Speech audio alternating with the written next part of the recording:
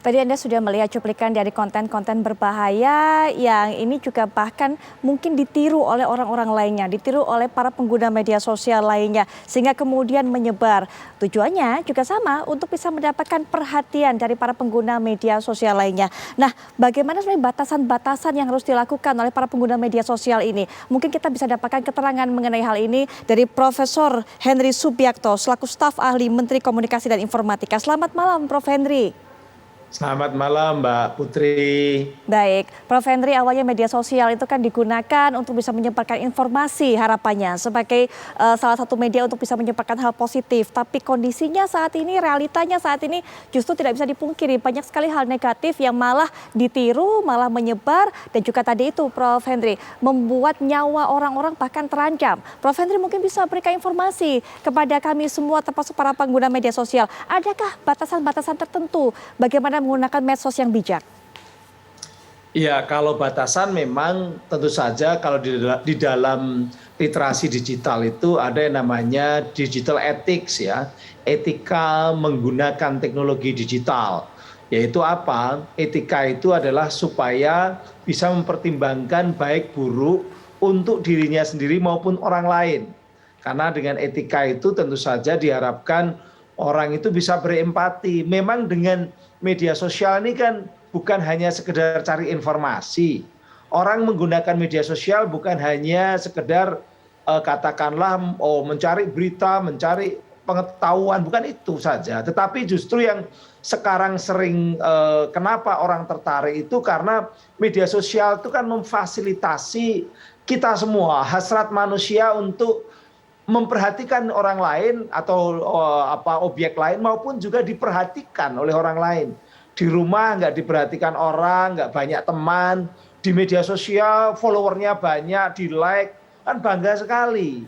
Nah, itu tadi disebut sama Bu Devi betul bahwa sekarang ini karena ada perhatian dari banyak orang muncul yang namanya the economic of attention, ekonomi karena perhatian. Semakin banyak orang memperhatikan, semakin banyak orang itu memfollow, mensubscribe, melike, itu menjadi kekuatan ekonomi. Karena memang dalam komunikasi kan begitu. Yang dijual oleh media, termasuk media konvensional, itu penontonnya, subscribernya, atau followernya. Nah ini yang sekarang dikejar-kejar, dicari oleh banyak orang. Termasuk mengabaikan etika tadi, mengabaikan aturan-aturan regulasi untuk keselamatan diri sendiri maupun orang lain, termasuk mengabaikan etika yang berlaku yaitu tidak berempati terhadap keamanan dirinya sendiri maupun orang lain. Apalagi kalau sopir ya, ini tadi kan bicara mengenai sopir, itu kan keamanan untuk kendaraannya, untuk orang yang menjadi penumpangnya, ini jelas dia karena hanya gara-gara ingin diperhatikan oleh orang lain dalam konteks media sosial, dia mengorbankan, melupakan keamanan untuk orang lain yang bersama dia. Nah, itu yang terjadi. Baik, sampai mengabaikan etika, catatan Prof. Henry tadi, tidak memerlukan keselamatan siapapun, bahkan termasuk juga itu sepertinya menjadi salah satu, walaupun masih dugaan, dari kasus kecelakaan yang menimpa Vanessa Angel. Mbak Ya, jadi gini, Aristoteles 2000 tahun lalu sudah mengatakan manusia itu pada dasarnya egois, gitu ya. Egois itu apa? Kita selalu ingin menjadi pusat perhatian. Nah, gara-gara keegoisan itu yang kalau ngeceknya gimana orang egois atau enggak, misalnya sederhana, kita foto nih berdua, nanti ketika saat itu akan diupload di website TV One misalnya, pasti saya akan pilih foto saya yang paling bagus, mbaknya lagi nggak bagus saya nggak peduli gitu kan. Nah itu salah satu ciri bagaimana manusia itu dasarnya ingin selalu diperhatikan. Makanya dengan teknologi untuk diperhatikan itu sekarang bisa secara mandiri. Kalau dulu kan sulit ya, kita mau jadi masuk TV seperti ini dan sebagainya itu sulit. Sekarang orang bisa secara mandiri mengelola cara-cara dia untuk bisa mendapatkan perhatian. Nah yang kedua yang juga orang sering lupa, kalau sekarang di dunia fisik ini ada yang namanya virus COVID. Nah di ruang digital juga ada virus. Namanya satu ada virus FOMO, Fear of Missing Out. Itu virus apa? Virus takut ketinggalan tren. Karena saking ingin ikut trennya, orang pukul-pukul pisang, saya juga ikut pukul-pukul pisang. Orang ngapain kita ikutan juga, orang terjun kita ikutan terjun misalnya dan sebagainya. Lalu yang kedua, virus penyakit itu yang disebut dengan nomofobia. Menurut para ahli katanya kita paling tahan nggak lihat handphone itu adalah paling lama itu 2 sampai 5 menit. Mau ada masuk apa enggak kita pasti ngecek. Nah itu penyakit-penyakit yang memang sangat berbahaya. Dan yang ketiga adalah penyakit iri hati. Kenapa? Karena ketika kita makin sering melihat status orang lain, perilaku orang lain, suka atau tidak suka, sebenarnya kita mau tidak mau pasti akan terpengaruh untuk satu, ingin jadi lebih baik. Kalau caranya positif kita jadi lebih kerja keras misalnya. Tapi kalau tidak ya kita memilih jalan-jalan pintas yang tidak baik. Makanya gara-gara penyakit iri ini generasi digital disebut sebagai generasi paling misqueen kalau istilah anak-anak sekarang. Kenapa? Karena banyak hal yang ditampilkan. Jadi berbahaya itu bukan hanya berbahaya dalam konteks tadi menantang maut ya. Berbahaya tapi secara fisik ya, bukan hanya itu ya. Secara ekonomi juga sangat berbahaya. Karena akhirnya apa? Ketika melihat orang lain liburan terus, orang lain gonta-ganti baju, pakaian dan sebagainya, itu kemudian kita iri. Nah, kalau kita tidak punya kemampuan, maka ada hal-hal lain yang dilakukan misalnya yang tidak positif.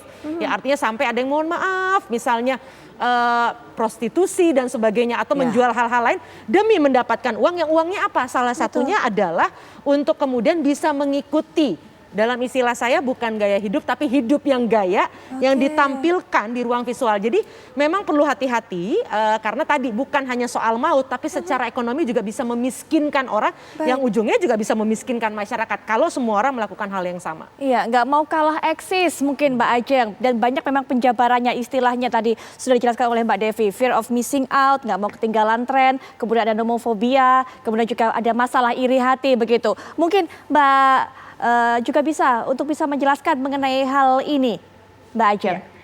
Kalau kita tadi bicara dorongan-dorongan dari diri manusia, biasanya memang kalau di masa digital sekarang gitu ya, dorongan itu ditambah banyak. Tadi Mbak Devi sudah menyinggung mengenai social comparison. Jadi kita membandingkan diri kita sama orang lain. Kita kepengen terlihat lebih, terlihat paling keren, terlihat paling berani gitu ya. Dan kalau misalnya kita lihat nih berdasarkan banyak yang terjadi ya, di mana banyak kecelakaan, baik laut, darat, udara gitu ya, dikarenakan keinginan untuk tampil itu sedemikian besar, pada akhirnya dia lupa bahwa resiko yang paling besar juga adalah dia membahayakan dirinya sendiri maupun orang lain. Jadi kalau kita tidak bisa membatasi diri kita terhadap dorongan-dorongan yang ada di dalam diri kita, bukan jadi kreatif ya, kan kalau viral kan biasanya karena orangnya kreatif gitu ya, tapi justru neurotik gitu ya. Jadi orang justru tidak menyadari bahwa perilakunya itu bisa membahayakan diri sendiri maupun buat orang lain. Karena semuanya jadi terlepas dengan secara logika kayaknya nggak mungkin ya orang ngelakuin gitu ya.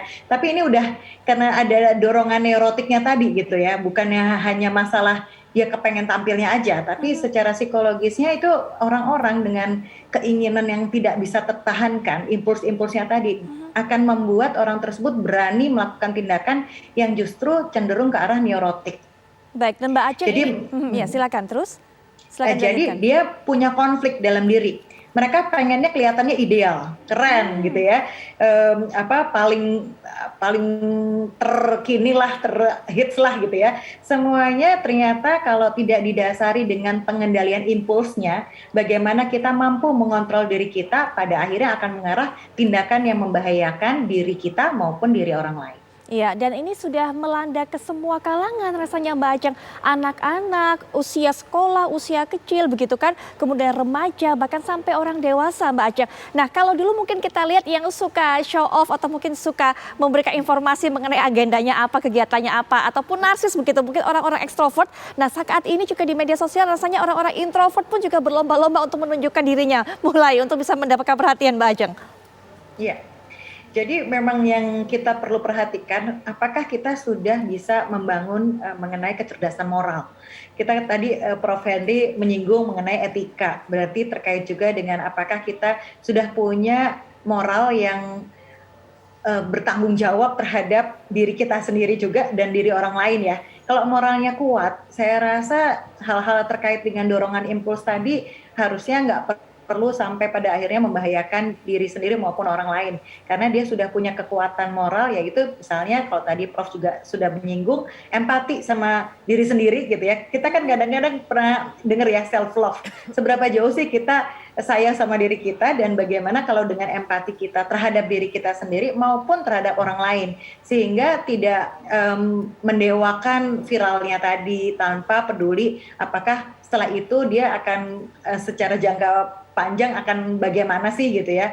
Karena apa yang sudah terekam di dunia digital itu kan sulit sekali untuk dihapus.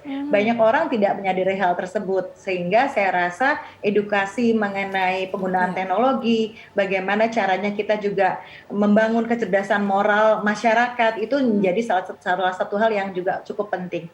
Baik, tidak mendewakan hal yang viral, apalagi kalau yang viral itu kemudian negatif. Lalu sebenarnya apa yang harus dilakukan oleh masyarakat sebagai penikmat dari media sosial tersebut? Mbak Devi, kalau kita sudah lihat tersebut, tidak usah dikomenkah, tidak usah di-like atau di apa? Nanti mungkin Mbak Devi bisa berikan pandangannya, termasuk juga Prof. Henry bisa menjelaskan bagaimana upaya pemerintah untuk bisa menanggulangi hal ini. Tapi sesaat lagi kami segera kembali.